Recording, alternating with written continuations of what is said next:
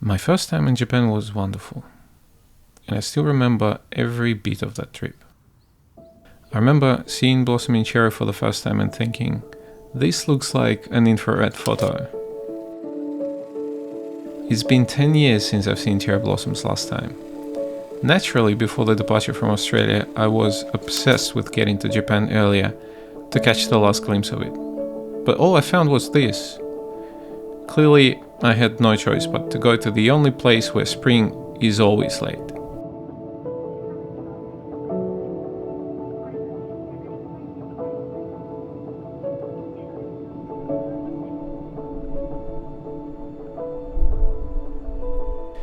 Having grown up in Russia, I knew Hokkaido was not the kind of place you go to enjoy sunshine. It's absolutely freezing cold. I want to say it's about 12 degrees outside, but it feels like 8. I realized at that time that we had arrived 1 week too early. This tree was supposed to look like this. I didn't have any other plans, and the only option left was to accept failure and spend the next few days in the hotel room. But then I came across this website called Wikipedia and started reading. Here's what you need to know about Hakodate. It has colorful manhole covers, lovely retro looking trams that can make you sick faster than you think. But most importantly, it has food. On the morning market you can buy anything that crawls, wriggles, has many legs and fish. Japan is far ahead in the future in that you can go to halfway across the country, buy seafood and have it delivered to your door the very next day. Which is what we tried to do.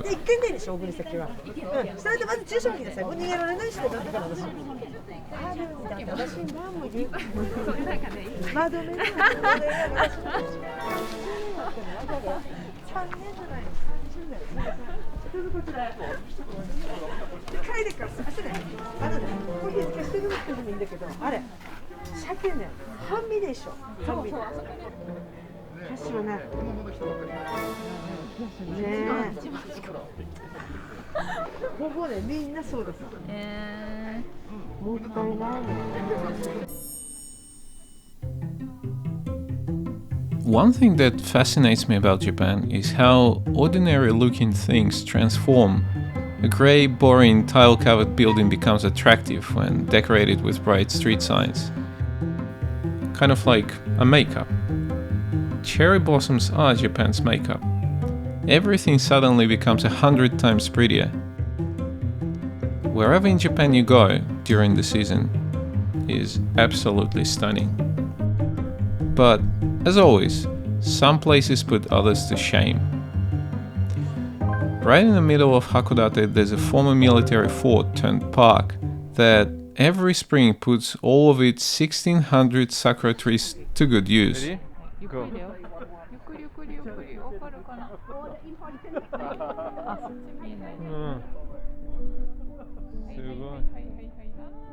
If you don't live in Japan, it's painfully difficult to plan your trip here during the Hanami season. You have to be in just the right place at just the right time, in just the right weather.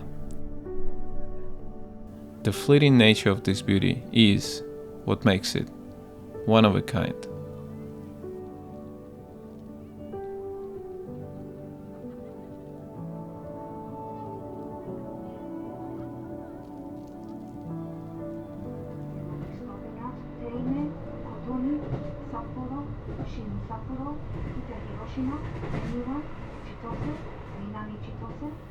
Otaru is a little town a train ride away from Sapporo.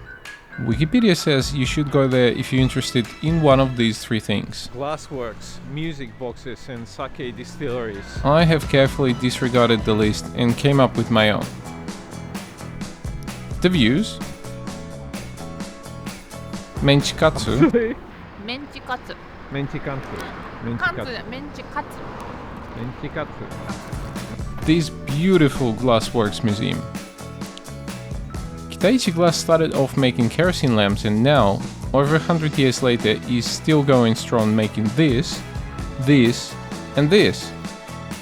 topped with $450 sake cups. And now, just on those kerosene lamps, right next to the shop there's a warehouse with exactly 167 of them, giving you light, heat, and a bit of fumes, where you can sit and have a cup of coffee. I can't generalize for everyone, but for me, the best way to travel Japan is to have no plans and little expectations. We came here to see lots of pink, but turned out it wasn't what we were looking for.